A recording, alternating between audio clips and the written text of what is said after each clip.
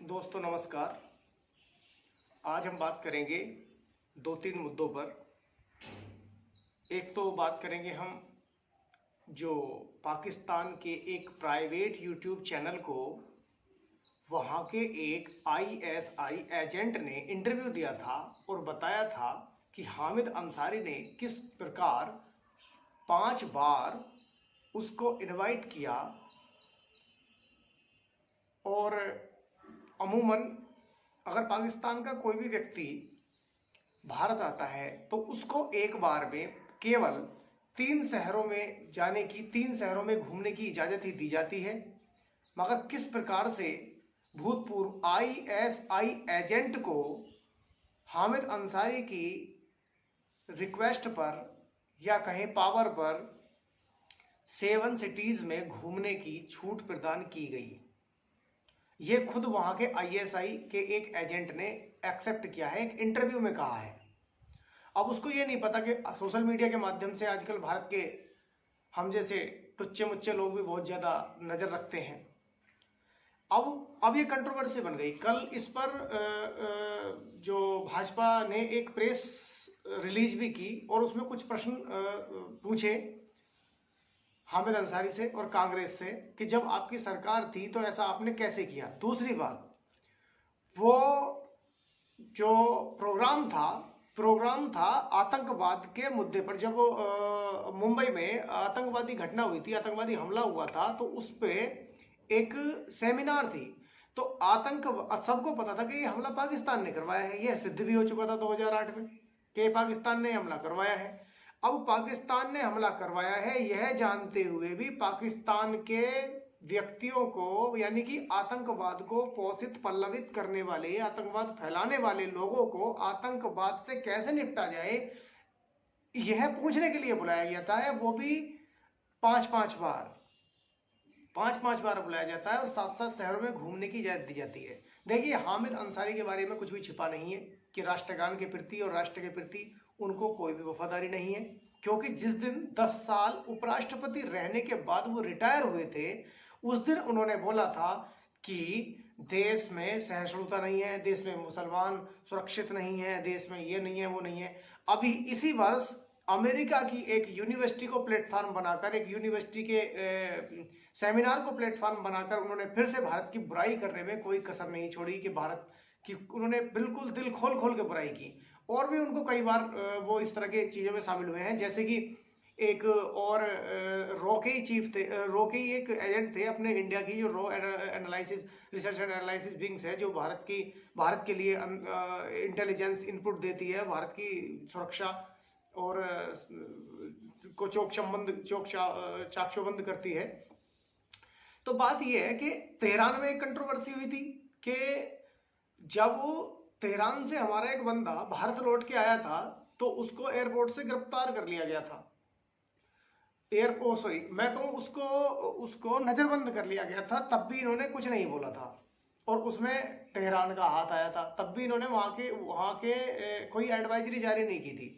तो इनकी देशभक्ति पे तो बहुत बार प्रश्न चिन्ह लगा है, क्योंकि ये लोग खाते भारत का हैं और गाते पाकिस्तान का है। इसमें कोई संदेह वाली बात नहीं है कि इस तरह की टुच्ची हरकत के 10 साल तक आप उपराष्ट्रपति रहे और उसके बाद भी देश को, अगर देश मान लो अगर इनटॉलरेंस था भी, तो आपने उसको टॉलरेंस क्यों नहीं बनाया? 10 साल से आप कर क्या रहे थे? दूसरी बात, आतंकवाद के मुद्दे पर आप आतंकवादी देश के ही बंदों को, आतंकवादियों को ही बुलाकर उनसे पूछा जाएगा? यानी कि हाफिज सईद एक आतंकवादी है और कहने का मतलब हाफिज सईद के आतंकवाद से निपटने के लिए हाफिज सईद को ही बुलाया जाएगा क्या कि आप हमें बताइए कि हम आपसे कैसे निपटे?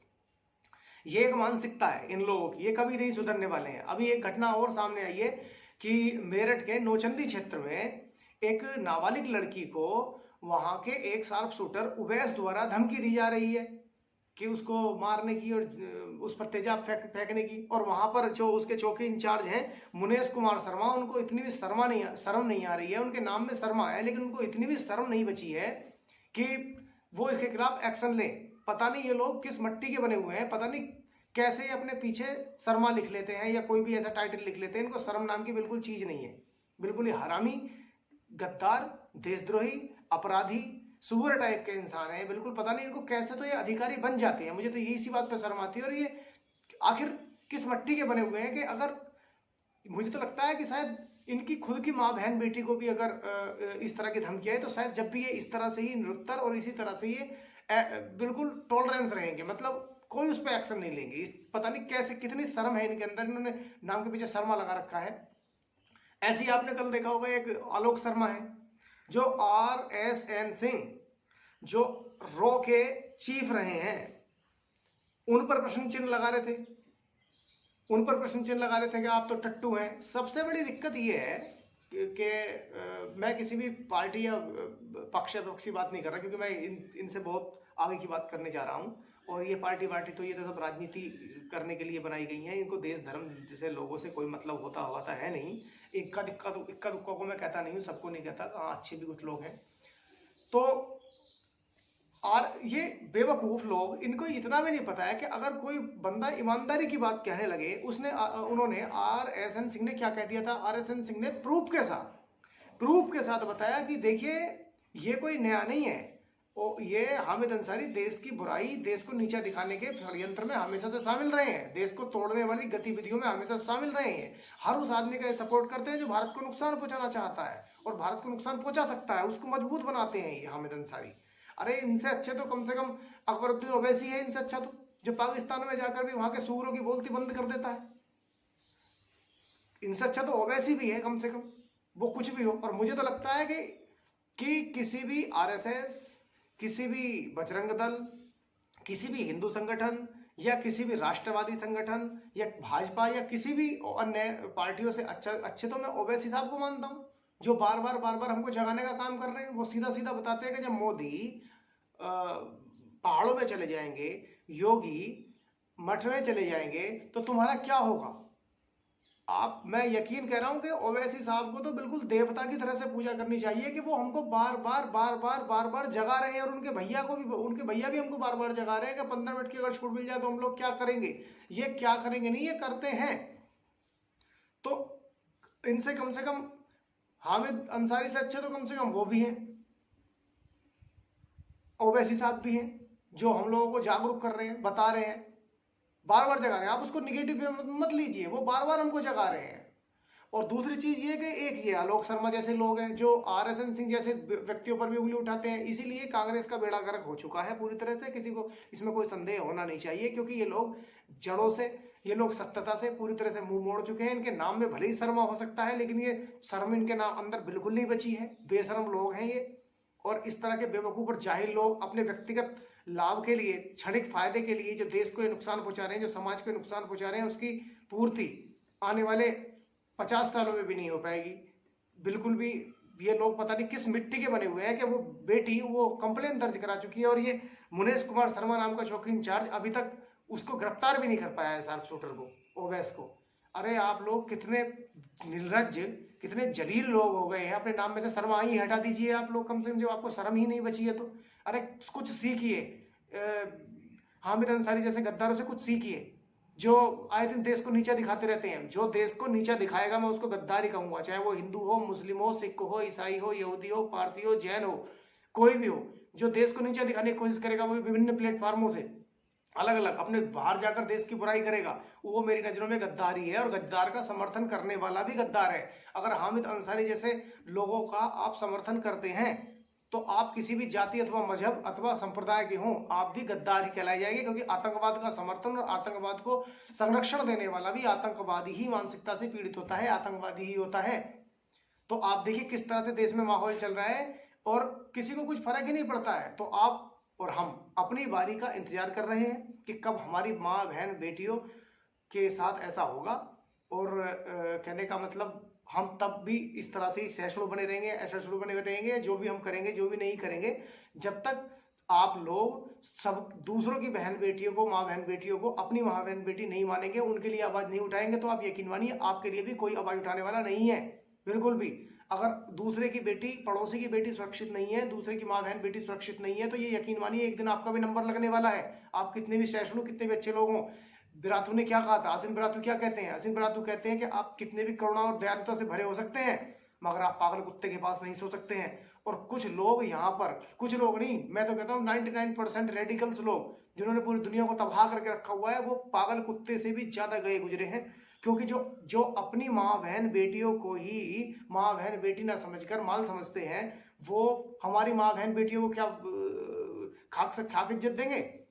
मैं किसी भी मत, मजहब, मत, संप्रदाय, जाति के खिलाफ नहीं हूं, परंतु जो इस तरह की एक्टिविटी में शामिल रहते हैं और उनको जो संरक्षित करते हैं, चाहे वो आलोक शर्मा जैसे लोग हों, चाहे वो मुनेश कुमार शर्मा जैसे लोग हों, वो लोग गद्दारी हैं मेरी नजरों में। इसी तरह के लोगों को मैं सुअर टाइप के लोग, इसी तरह के लोगों को मैं गद्दारी टाइप के लोग बोलता था, बोलता हूं और बोलता रहूंगा। इसके लिए चाहे मुझे कितना भी नुकसान अथवा फायदा उठाना पड़े, और मुझे इसके लिए किसी के सपोर्ट या विरोध की आवश्यकता नहीं है।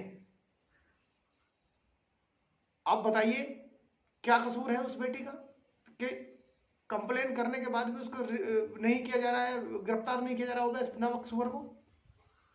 बताइए। आपकी बेटी के साथ ऐसा हो तो आप क्या करेंगे? आपकी बहन के साथ हो क्या क्या करेंगे? आपकी ही है वो भी। जब तक आप दूसरे की माँ बहन बेटी को अपनी बेटी माँ बहन बेटी नहीं समझेंगे, तब तक आपकी अंतरात्मा नहीं जागेगी। और ये इससे हामिद अंसारी को देखिए, भारत में रहता है, भारत का खाता है, और गद्दारी देखिए इसकी कितनी है, इसकी वफादारी पाकिस्तान के प्रति है। ये मैं नहीं कह रहा, ये आर एस सिंह ने कल डिबेट में बोल दिया, ये चीजें प्रूफ के साथ बोला है। मैं कोई रॉ का चीफ नहीं हूं, लेकिन जो रॉ के एजेंट भी रहे हैं उनको सारी जानकारी है। तो देश में क्या चल रहा है, जागरूक रहिए, संयमित रहिए, संगठित रहिए और आवाज उठाना सीखिए। जहां पर है, जैसे हैं, आप फेसबुक चलाते हैं, फेसबुक पे व्हाट्सएप चलाते हैं, व्हाट्सएप पे इंस्टाग्राम चलाते हैं, इंस्टाग्राम पे ट्विटर चलाते हैं, ट्विटर पे आप कुछ नहीं कर सकते तो कम से कम इस तरह की जानकारियों को शेयर तो कर ही सकते हैं। उसमें तो आपका कोई चार्ज नहीं कटता है, डाटा तो आपको निश्चित ही मिलना है। आप व्यक्तिगत लाभ अथवा फायदे के व्यक्तिगत लाभ अथवा व्यक्तिगत नुकसान से भयभीत होकर जो देश को नुकसान पहुंचा रहे हैं, प्लीज वो मत कीजिए, क्योंकि आने वाली पीढ़ियां, इतिहास ना तुमको माफ करेगा। याद रहे, पीढ़ियां तुम्हारी करनी पर पछताएंगी। यदि बांध बांधने से पहले जल सूख गया तो धरती की छाती में दरारें पड़ जाएंगी। जय हिंद, वंदे मातरम, भारत माता की जय।